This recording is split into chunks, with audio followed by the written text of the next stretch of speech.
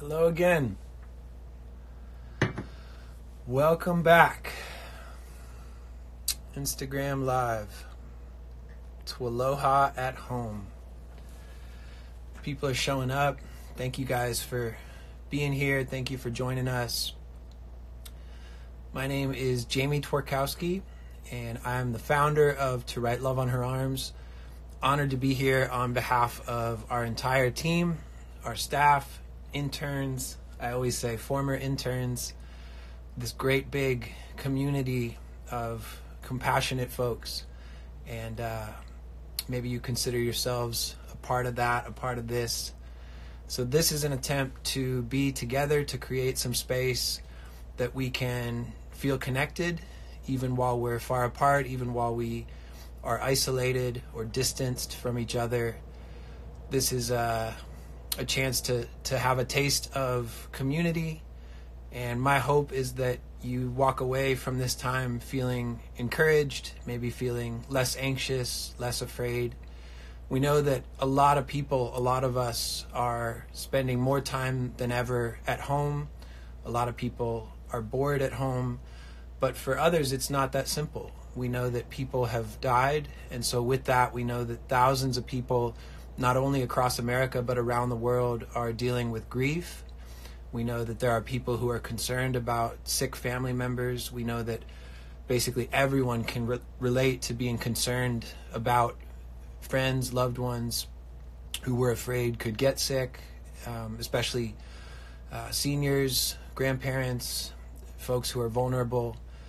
And so this is our best attempt to continue to show up. Our team continues to show up quietly behind the scenes every day. We still continue to do this work. We continue to show up at our jobs, but this is a way, in the midst of all of our events being postponed or canceled, that we can do our best to show up for you.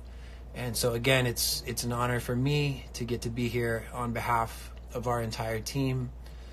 We did one of these on Monday with John Foreman, and Monday we celebrated 14 years of To Write Love on Her Arms. And specifically, that was 14 years ago on Monday that John Foreman from the band Switchfoot wore the first To Write Love on Her Arms t-shirt on stage at a Switchfoot show in South Florida. And obviously it's wild how the time flies, but also just how we never could have imagined all that would come, that it would grow into a nonprofit organization that would not only still be around, but be doing better than ever, still going strong 14 years later. And it's just been a privilege to continue to invite people into this conversation, to do our best to let people know they're not alone, to do our best to invite people into this conversation, to try to break the silence and the stigma that surrounds mental health, and just to let people know it's okay to be honest and it's okay to ask for help. One thing I want to mention, we've been using these Instagram Lives to point back to our website. Even this Instagram Live, we hope it's an example of using technology to connect. And so we want to remind you not only to use FaceTime, make phone calls, send text messages, but also that if you're struggling, you can still get help in this time.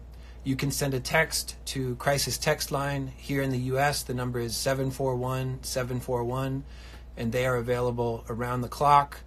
They are active in Canada and the UK. But beyond that, you can still seek help in the form of a professional counselor. Many counselors are still working over the phone, over Skype or the equivalent to Skype. And so we want to point you to our website, to our Find Help tool, where you can find mental health resources in your local community. And over the last couple weeks, we've been able to add a self-care section. We know that self-care is so important right now. So we have tools and suggestions related to self-care. And we also, in our Find Help section with our Find Help tool, you can now find so much related specifically to COVID-19, from food to finances, senior citizens who are lonely and need someone to talk to. We are proud that so much can be found there. So if you have some unique needs, even basic needs, physical needs that are not being met or that are really challenging right now, please check that out. And we also have our Fear Won't Win landing page with some of what I've mentioned, but also podcast episodes, blog posts. There's even coloring book pages that you can print out to pass this time. And so we just want to use this time as a reminder that even though so much is limited, so much has been canceled, that hope will not be canceled, that help will not be canceled. Community, friendship, having a support system, conversations. So please take advantage of the technology that we have. Please reach out to friends, to family members. If you're struggling, tell someone you're struggling. If you're concerned or even just curious about someone, please reach out to them. And then if you need professional help, know that it's okay. It's more than okay. It's important to still be able to ask for that help. And you deserve it. And with that, I'm going to bring on our first guest. We have two amazing guests for you today. The first is Anis Mojgani, our poet friend, who will be joining us from Portland, Oregon.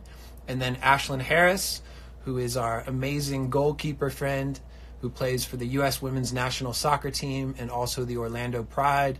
And she will be joining us from about an hour west in Orlando. And so we're going to start with Anis. Oh, I'm going to add him now. Okay. Oh, and hi Ashlyn. I always think it's awesome if you guys want to share where you are right now, where you're watching from. I think it's so powerful to see where people are, and hopefully this is something that makes the world feel small. Anis. Hey, how Hi, you doing? buddy. I'm good, man. It's good to see you. You too. Thank you for doing this. My pleasure. Thanks for We having have me. we have to pretend that we didn't FaceTime like an hour ago. I know. Can you hear both of us okay? People are chiming in with where they're from. I already gave it away, but tell us where are you right now, and where are the people you love right now? Well, right now I'm in my home in Portland, Oregon, chilling in my room, and there's lots of folks that I love everywhere. But my family is my folks and my sister and nephew and brother-in-law are in New Orleans, and my brother and his wife and their kids are in Virginia, outside of DC. Yeah, my thoughts often these days are in New Orleans and Yeah. Louisiana, because things are pretty hard right there right now. How's your family doing? How are they holding up? I mean, pretty good. I mean, like, everyone is safe, and their spirits are up as much as can be. I talked to my mom the other day, and she and my pops have their routine of, as she says, foraging in the neighborhood, just like going for a walk and picking mulberries and Japanese plums off of the trees. There's far less folks on the streets to, I guess, like, hassle them from doing such, if there were. Yeah. But they're good. My sister's in public health, and so she's definitely, I think, very, very present with everything that's information and data-wise that's coming in, and so it's good that there's someone like her down there, kind of making sure that my moms and my pops are not wandering the streets and, like, dipping into large social gatherings. Yeah. So yeah, they're doing good.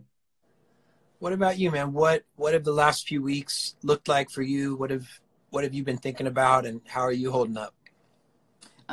It's definitely been weird. I mean, I think it's like a very strange, surreal time. Like it feels like existing inside of a movie. Like the other day I was video chatting with my friend Karen, and we were talking about how just, like, popped up in the conversation, like, the things that we miss, and it just felt like, freaking something out of, like, a weird sci-fi flick or book of just, like, I mean, missing sitting in a movie theater, and it's like a difference of, like, 3 weeks ago, Yeah. you know, and so it's definitely very, very strange and surreal, you know, and it's like such a odd and interesting mix of things and feelings, you know, some very, very conflicting feelings, you know, that it's definitely, you know, there's a lot of, I wouldn't say anxiety that I'm carrying, but like, you know, I definitely have some apprehension and fear for the uncertainty and, you know, the belief that like things are not going to be normal, so to Yeah. speak, for a while, and they're definitely not going to be what they were 2 weeks ago, 3 weeks ago, whenever we move out of whatever this period of reality is. Sure. And you know, it's hard because the reality is that there's like a lot of people in danger and a lot of people dying and a lot of people sick, and and so you know, I'm fearful and tender about that, while at the same time I'm also, you know, as I was saying to you earlier, just that like I'm also excited for what new things take shape both inside my life and in society's life as well, you know, that like I'm curious about like what as an artist and as a working artist, like what shape does my work, both like work for income and work for myself, my creativity and my art, what shapes do those take in this new world that we're in?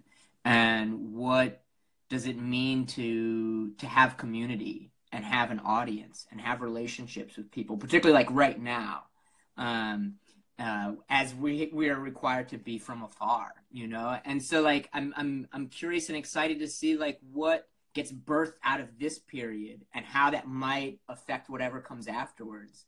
And also just like on a larger scale, you know, that just like there's a lot of issues and problems with the way our world and our country in specificness like operates, and a lot of the challenges that we're in right now are bringing a lot of those problems to light. You know, so I'm hoping that it provides enough revelations for us to move our society and our culture in a different direction, a more prosperous and sustainable direction, you know? So all those things are like swirling around at the Yeah. same time, you know? While also at the same time, like being bored, you know? Mm. And then being guilty for being bored, and then being productive, and then like being like happy that like, oh, I get to like watch this movie and read this book, while also being like, oh shit, there's all these people that this is like really affecting, you know? Like, so it's definitely a really weird period right now, I think, for all of us. Yeah. Are there any new rhythms or things related to your mental health or self-care that have felt healthy in this strange season? The yeah, you know, I mean, like, because I definitely am a person that has sought to find the things, the moments in my structure of living that that aid with my mental and emotional health. And a big part of that for me is just sort of like my routine of life, and so there is like some non-disruption to that, you know, thankfully, since I do work for myself. So I'm just like, all right, well, I'll work from home, you know, but also like a big part of my life is being out in the world. And like, you know, I've been going to the same coffee shop in my neighborhood uh, uh, since 2007. And, you know, like it's a really big part of my life. Do you Going want to to the shout it fresh out, pot. or do you want to be Yeah, left alone there? the fresh pot on Southeast Hawthorne. For those of you in Portland, if you're able to like, if you're looking to get some coffee, you know, they're closed right now, but they're supplying orders online. You know, so support local businesses, particularly that one, in any way that you can. You know, and you know, it's like that space is definitely a big part of my life. You know, it's inside of one of the Pals bookstore. Another shout out, like if you're looking for books, order your books. Yeah.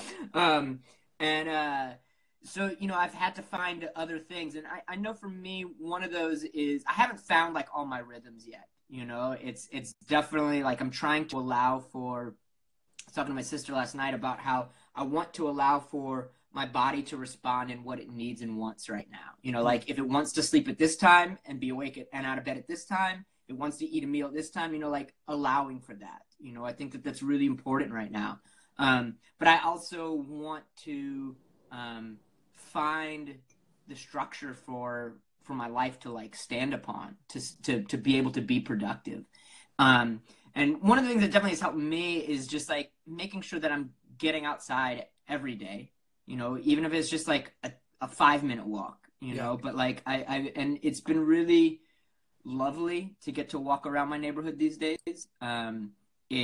There's a sadness to it, in how quiet it is, and how, you know, when you see people on the street, all of us are kind of like almost.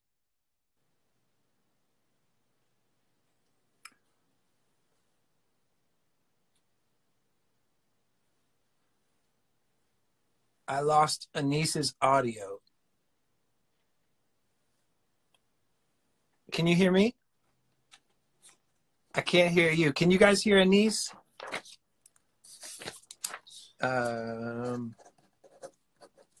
Should we can try, let's see. You guys can't hear Anis. How about this? Okay, we're gonna add Anis back on. Thank you guys for being patient. For those of you who are looking for Ashlyn, she is our second guest. She will be on next. So we got a few more minutes with Anis, and then Ashlyn will be joining us.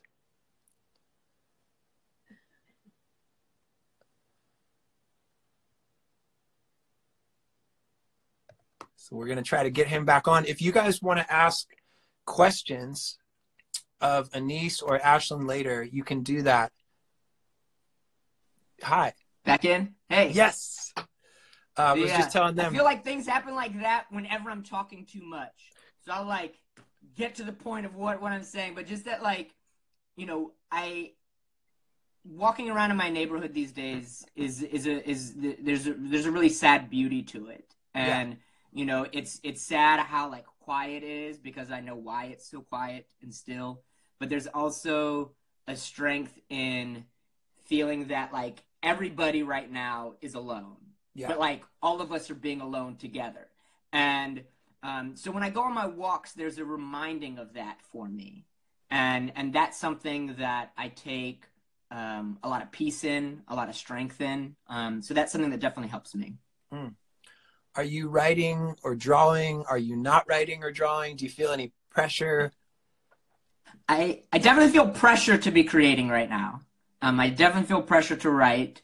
And I haven't been. I've mostly been working on this picture book project and trying to get to a certain point in that where I can like send it to where it needs to get sent to, and then can maybe like open up my brain and my heart to making some other stuff, because there's definitely things that I'd like to be writing. So we'll see what the coming week holds for that. Yeah. So I wanted to mention, if you guys have a question for Anis, you can submit. There's a question mark icon for me. I know it's at the bottom of the screen next to the comment box. So whether it's now for Anis or later for Ashlyn, we would love to get to a few of your questions. But Anis, I got one for you before we invite you to do a couple poems. We celebrated 14 years of the organization this week, and I feel like we've known you for, I don't know, half of that or more. And I just wonder kind of what stands out as To Write Love has ended up in your orbit, and you've been a part of it, and we've partnered, especially with Heavy and Light. Just kind of what stands out for you? I think the thing that stands out most to me is, you know, I think all of us, like, we exist in our individual orbit, and like the orbits of those that like we connect with. And it's a gift whenever one's orbit starts intersecting with a whole other set of planets or solar system that is like orbiting for very similar reasons and with like similar purposes and intent. And, you know, so when I first got introduced to Write Love on Our Arms and to you, and just kind of like that family and also that community and audience, you know, it was really heartwarming to get to see other folks that were like me and some of the other, some of my peers and some of the folks in my community that, you know, were creating work and space and dialogue to try to find ways that bring people together and ways to not let all of us feel so by ourselves at times. And so it was just like, you know, remarkable to get to kind of like get introduced to them, like, oh, here's all these strangers that are like, it's like as if you're like walking through your house and you know this room, and you're like, what's behind this door? And you're like, oh, this door is to a room in the house that I'm in, and like I never came across it before, and but it's part of this house that I live in, and it's part of this house that I'm a part of, and so that was really nice and really special, and so I've been really, really grateful for that over the years. Yeah. Well, man, we've been grateful for you, not only for your poetry. Obviously, you've been a big part of Heavy and Light, our annual event, and one-time national tour that we loved having you out on. But also just the gift of your friendship. And I wonder if you'd be open to sharing a couple poems today. My hunch is there are some people that have not only never heard of you, but maybe never heard of you, because I know we got some soccer fans here. So I wonder if you could share a couple things. Yeah, I will share a couple things. I've done this once before. The other week, my friend John Sands has been interviewing poets, having conversations with them, which has been really, really nice. And so it's so strange to kind of like do poems into a camera. Yeah. It's like on my phone or tablet, you know. Yeah. But yeah, I'll do a couple of poems, and yeah. Come closer. Come into this. Come closer. You are quite the beauty. If no one has ever told you that before, know that right now you are quite the beauty. There is joy in how your mouth dances with your teeth. Your smile is simply a sign of how sacred your life actually is, so step into it. Come closer. Know that whatever God might be, they ask the world around them to help them make something of worth. Woke from dreaming, scraped the soil from spaces stuck somewhere inside themselves, made you, and were happy. You make that Lord happy. Come into this. Come closer. Know that something softer than us, but just as wholly planted pieces of itself into our feet that we might one day dance our way back. Know that you are almost home. Come just a little bit closer. There are birds beating their wings beneath your breastplates. Gentle sparrows aching to sing. Come aching hearts. Come soldiers of joy, doormen of truth. Know that my heart was too big for my body, so I let it go. And most days this world thins me, to where I'm just another cloud, forgetting another flock of swans, having shaved off so many of my corners that I felt at home only in the shape of a ball, bending myself so far backwards that the song of my mother believed I was returning home. But believe me when I tell you that somehow my soul still manages to squeeze itself into very narrow spaces. Place your hand beneath your head when you sleep tonight. Perhaps you will find it there. Making beauty as we sleep, making beauty as we dream, making beauty as we turn over. When we turn over in the ground, may the ghosts that we have asked our answers of do that turning, kneading us into crumbs of light and into this love thing called life. Come into this, you wooden museums, gentle tigers, little giants. I see teacups upside down, glowing across your grins. Your hearts are like my hands. Some days, all they do is tremble. I am like you. I am just like you. I too at times am filled with so much fear, but like a hallway must find the strength to walk through it. Walk through this with me.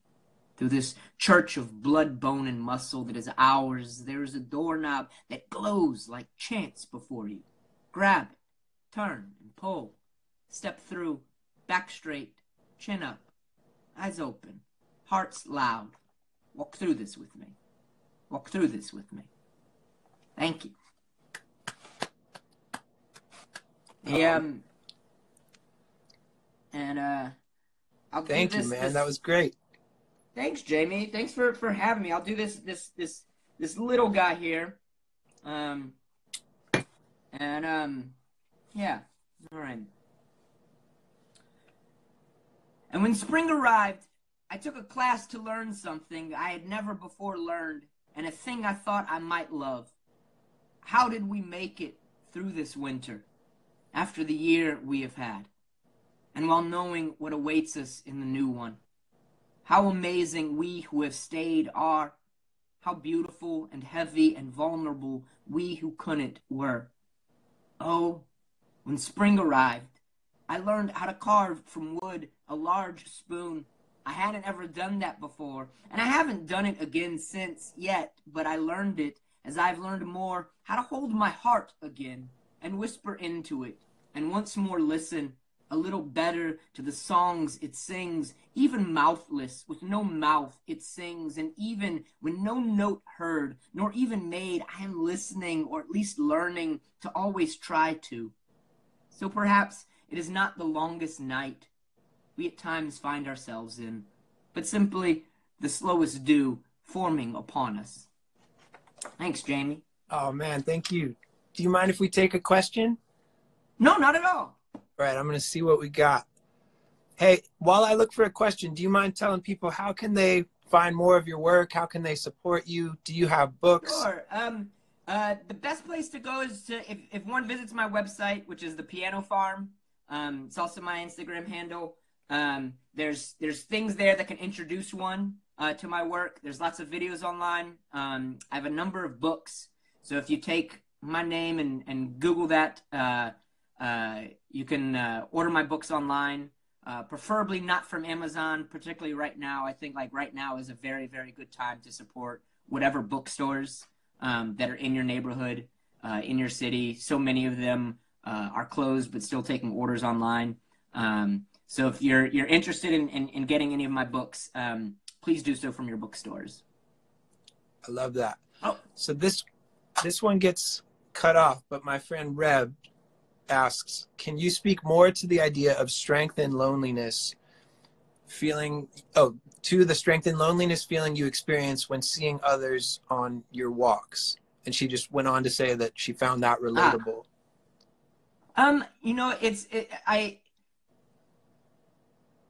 I think that, I think that to be human basically comes down to two at times conflicting things. And that we as people are inherently alone. Like no one can fully understand whatever it is we are experiencing in our interior self. And two, we are inherently connected to one another. We need one another. As independent and self-sufficient we might be and desire to be, we do need humans, other humans. And so, those two things being present in the same space feel the most human to me. And so, like, going on my walks, which are always right now by myself, and if ever in this period when they start to be with friends, we will still be walking 6 to 7 feet apart. So these walks are by myself, and I see others getting their walks in. And I know that they are experiencing the same thing that all of us, through their lens and through their experience, but the same thing that we are experiencing.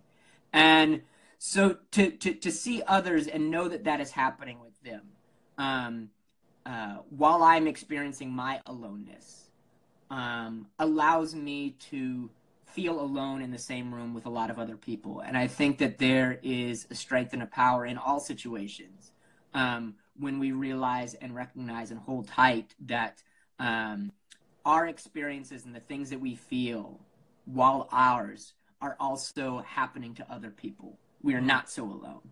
And, so my walks in my neighborhood definitely reflect that. And I think that there is a beautifulness to getting to be alone in the company of other people being alone, whether that's directly in the same space or whether that's like rippling outwards in the world around us.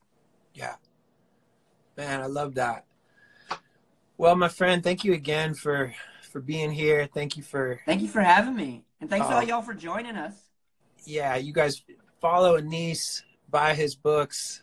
You got some videos on the interweb, right? They're out there. There's a lot of stuff. So this man's got way more than 2 poems for you. He's got a whole bunch of good ones. I saw some other requests from people. But man, yeah, thank you again, and thank you, Jamie. Yeah, always good to see your face, and thanks for sharing your work with us. You too. Keep on sharing this with everyone. Will do. Love you, man. See ya. Love you too. Bye. Bye. So that was Anis Mojgani, and he is wonderful. Follow him, The Piano Farm, and his name is Anis, A-N-I-S, Mojgani, M-O-J-G-A-N-I.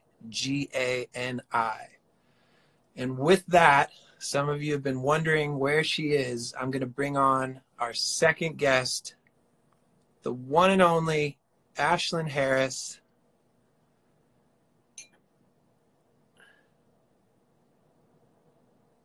You guys are excited. Hi. Hey, Bob, what's up? People really love you. Oh, well, I really love them. People were like, who are these 2 dudes? Why are they talking to each other? Where is our friend? Anis is the man, you guys. Like, Jamie, I love that guy. Every time I come to Heavy and Light, like, he moves me in a way that it's hard to do. Yeah. I'm a big fan of him. Well, and you and Allie were backstage this time, right? When he did his poem back there? Yeah. I remember that. We always do that. That's a tradition I love, that we have him, we get everyone in a circle and we have him do a poem. And then you led the hands in at the end. It was awesome. That was cool. Such a good community. Like, the group of people are just so incredible. But his words literally move me, his presence, everything. I've always been such a big fan of his. Yeah. I love that. Well, that's kind of what he was talking about, like all these different worlds colliding, you know? So for him as a poet to be rubbing shoulders with musicians and counselors and soccer players, that's something, I think we love that as an organization, and you represent a big part of that, just putting people who might seemingly be different together, but we have so much in common. Yeah.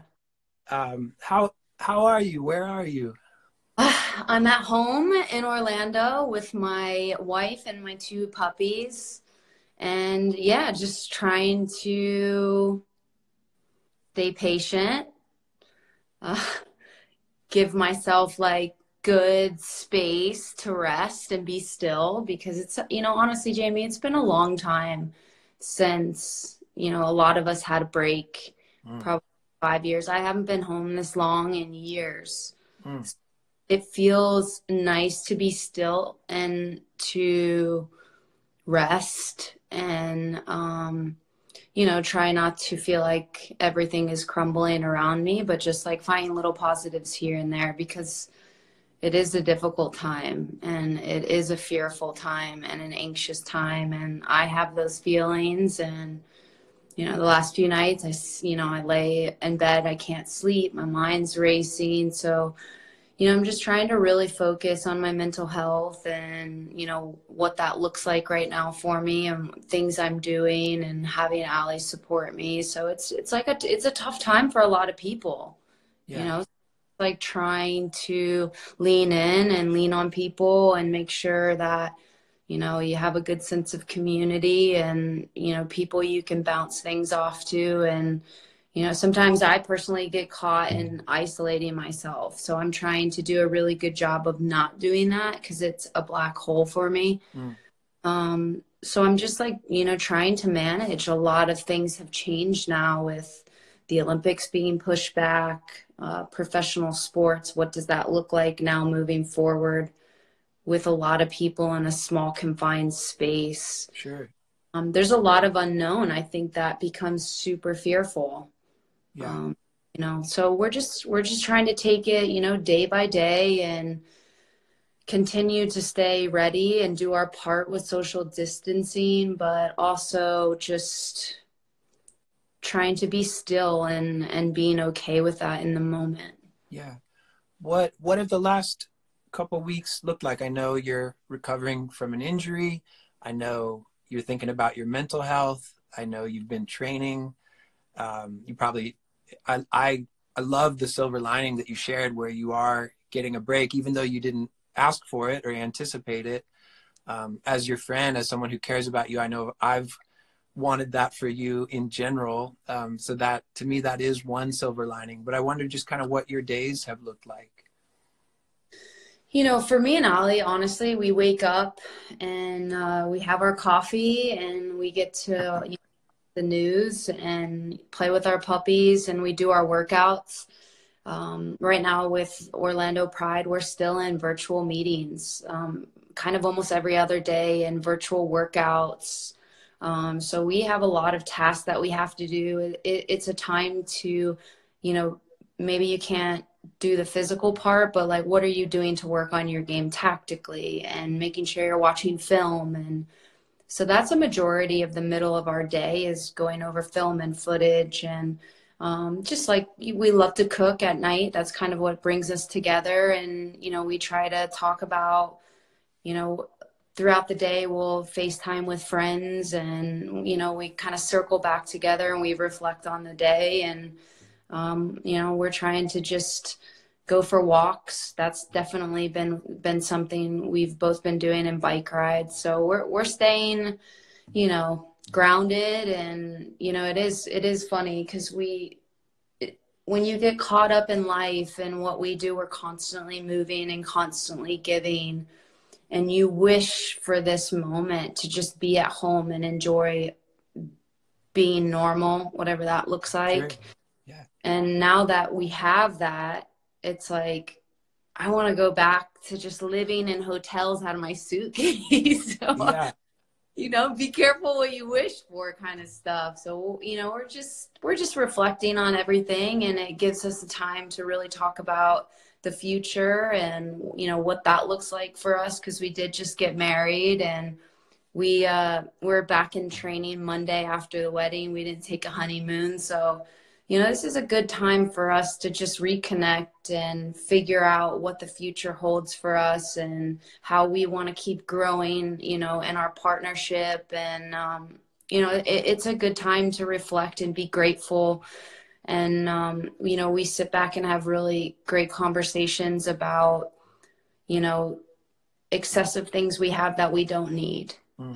How we want to give back now. How are we going to make this, you know, a better place? And what are we going to do to rebuild this community? So this is good for us. It's open dialogue. It's challenging us. It's having us step out of our comfort zone. So, yeah, our wheels are turning. That's for sure. I wonder, as much as you feel like sharing, kind of, you talked about the tendency to isolate and being intentional as it relates to prioritizing your mental health. And I wonder just what some of that, what tools or resources or solutions have you been leaning into that just kind of feel healthy, especially specific to your mental health? Well, I think if anyone knows me on a personal level, I'm such a giver. Like, I give. That is just what I do, whether I'm in with the national team, in with my club team.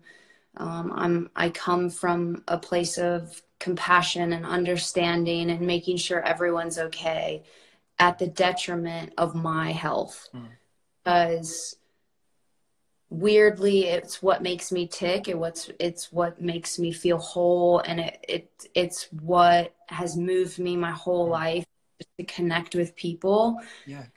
And I did feel like in the She Believes tournament, I was giving, and I was only home 7 days in the last 3 months. So I wasn't getting that time to recharge and give back to my team and my partner, because I didn't have a second to just breathe.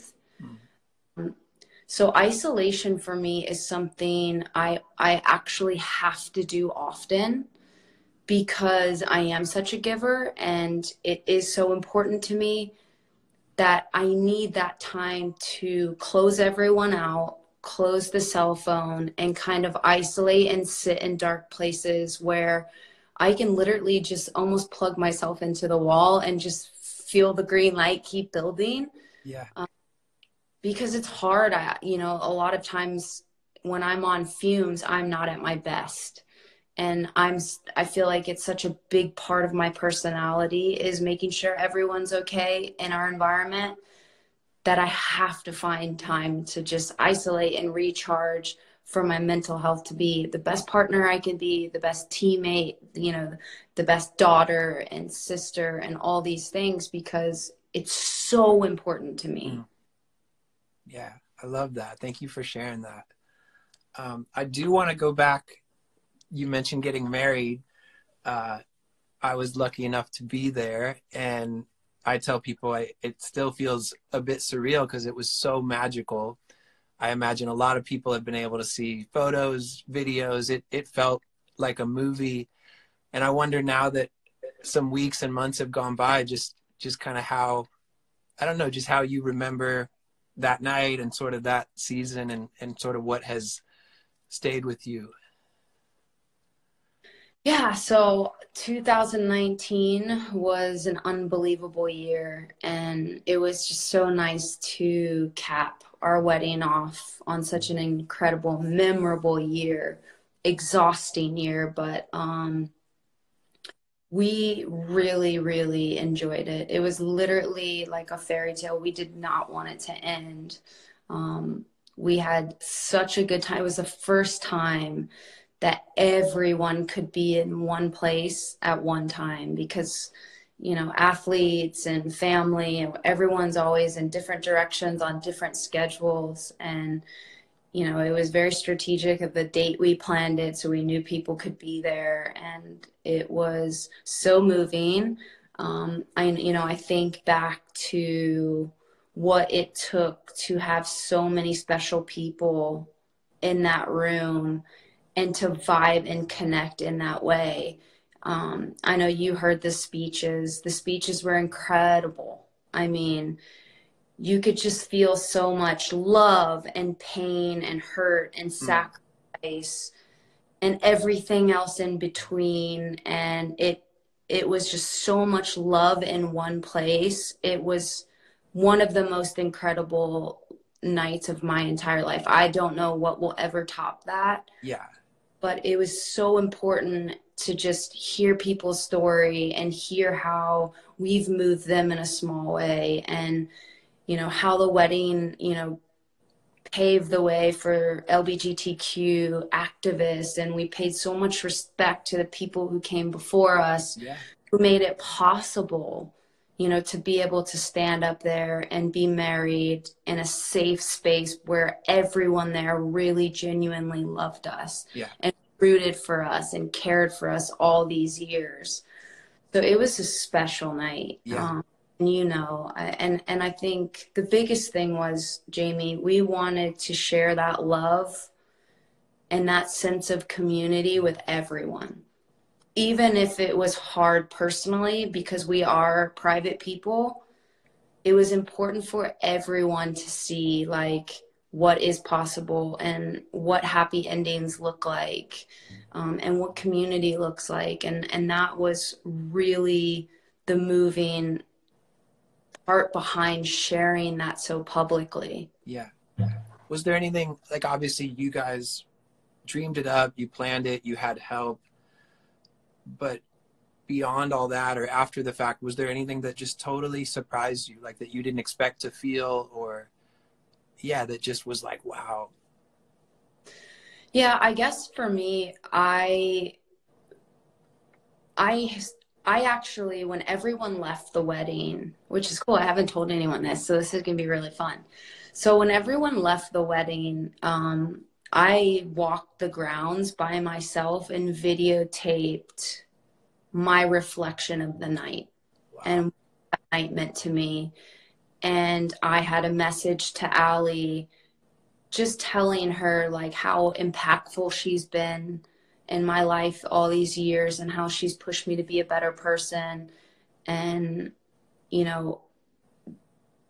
who I am today is a big part of her helping me become this activist, this, standing up for what's right, all these different things. She's been a big part of it. And I wanted to give her a message that she could always have from that night.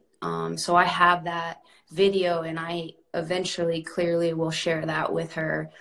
But also, if God forbid anything ever happened, to me early, she could always know how I felt about her on that night. That was so special for both of us. Yeah. So it was pretty powerful just to kind of, we talk about being still and just reflecting in the moment. That wedding happened so quick and things were moving so quick. We had to go from boom, boom, boom, boom, boom. Yeah.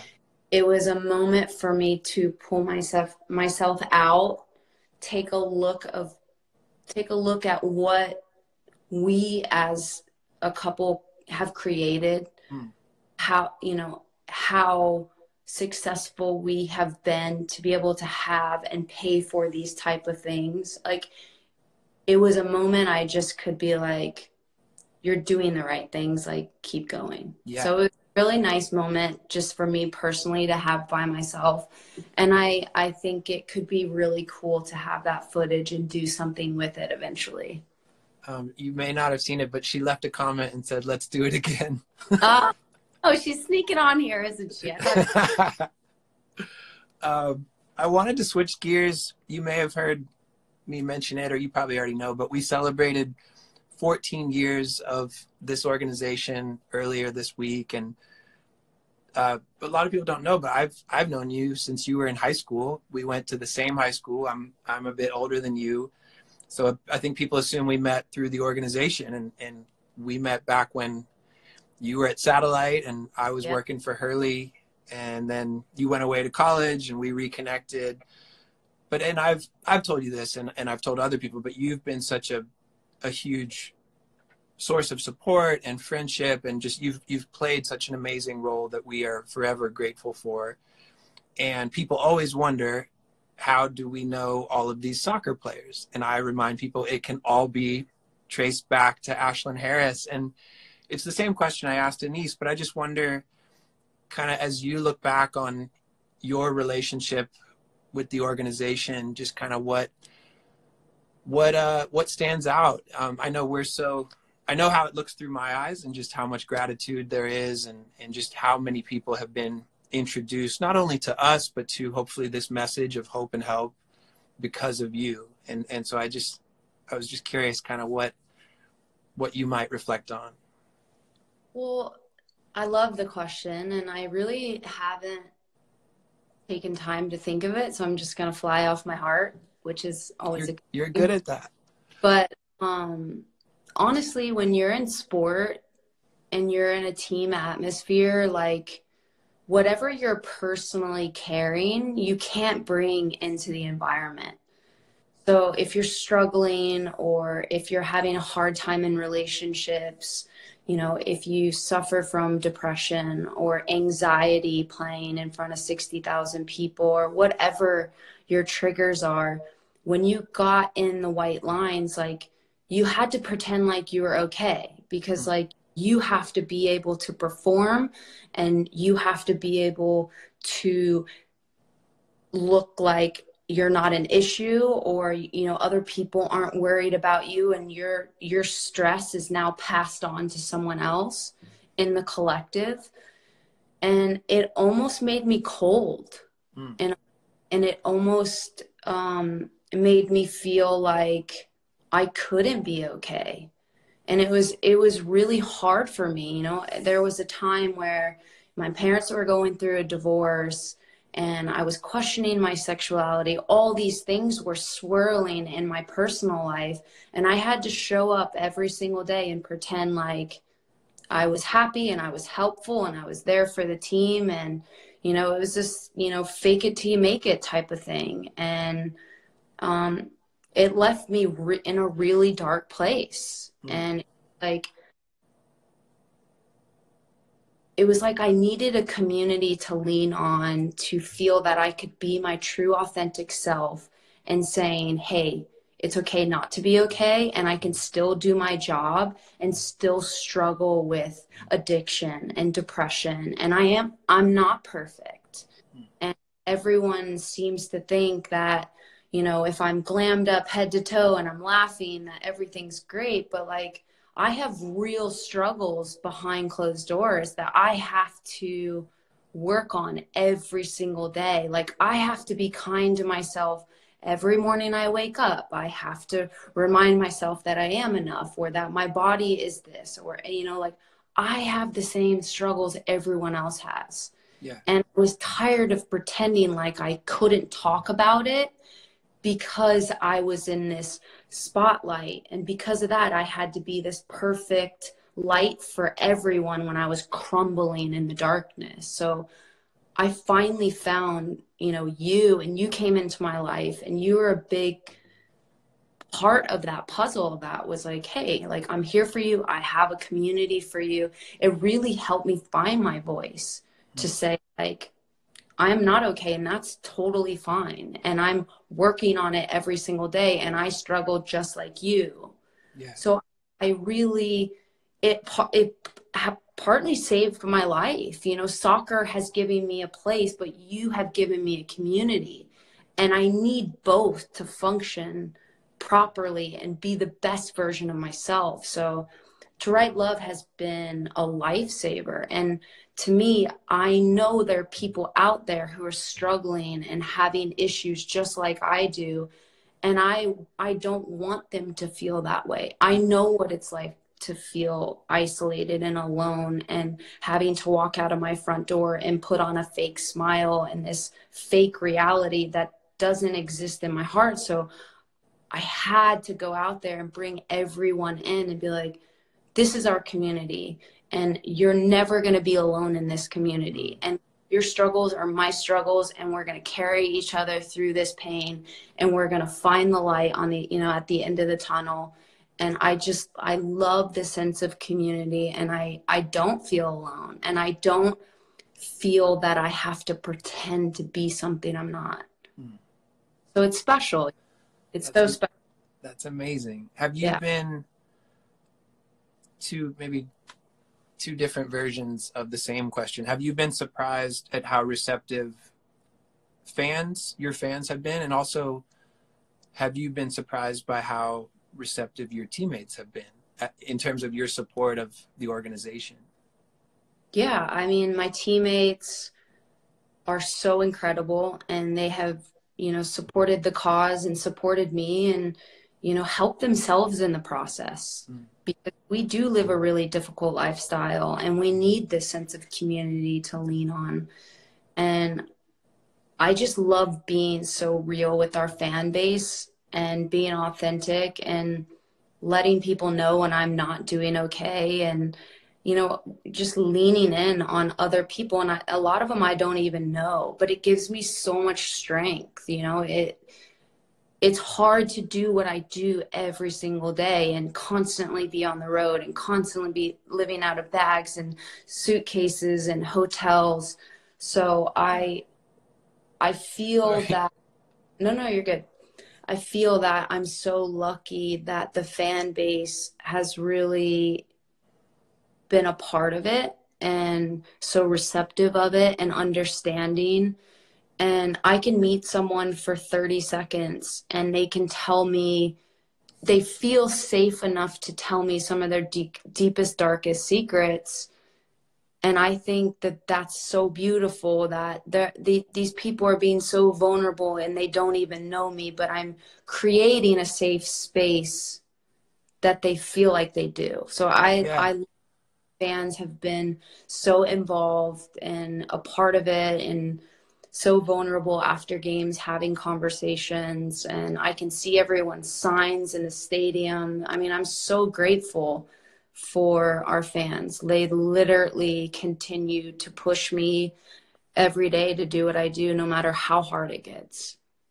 I love that. And I feel like I've seen that. And I think that has so much to do with the unique connection you have with your fans, and how people really feel like not only that they know you, but that you genuinely care about them. And I think that just comes through I'm I'm looking for a question, if that's okay. There's a bunch Yeah. of questions from folks. Um, this is kind of a softball, but I wonder, we haven't talked about the dogs. You and I have talked about being dog parents. Yeah. So I think I wonder what, just, you have two dogs, and obviously you live with Allie as well. So just what they mean to you, but also maybe what they've meant to you in this unique time. Yeah, I don't usually get this much time away from sports with Allie. And, you know, building up for the Olympics these last few months and being in like preseason trainings, like we've been away from our dog. So for finally for all of us to be together it's been a nice change up. I'm like so happy being around my, you know, family and my dogs. And no matter what, if I leave for 30 seconds to go check the mail and I walk inside, it's like the puppies, it's like they haven't seen me in weeks and Yeah. they're so excited. It's honestly, it's been the best feeling. Allie and I can just play outside and go to the park with the dogs and play fetch, and we're taking family walks together, and it's just been a really nice change of pace, um, being around them this much, and being able to get that quality time, you know, away from sport and away from being on the fields every single day. And we are really having a good time, and it gives us a chance to reconnect, you know, because now that the Olympics have been pushed back a year, it's going to be another hectic year, and it's going to be a lot of travel, and it's going to be a lot of being away from home. So, you know, we're really trying to take this time to um, continue to grow, and, you know, not forget what's going on in the real world. And, you know, it's just, Yeah. it's been a good time, but it's been a heavy time. I can't pretend like it's not, you know, it's Yeah. just a hard time for everyone. So Instagram's going to cut us off in a minute. Do you care if we end and jump right back on for a couple more minutes? Is that okay? Yeah, sure. All right. So you guys, we're going to end this one and we're going to come right back. Cool. Thanks, Ash.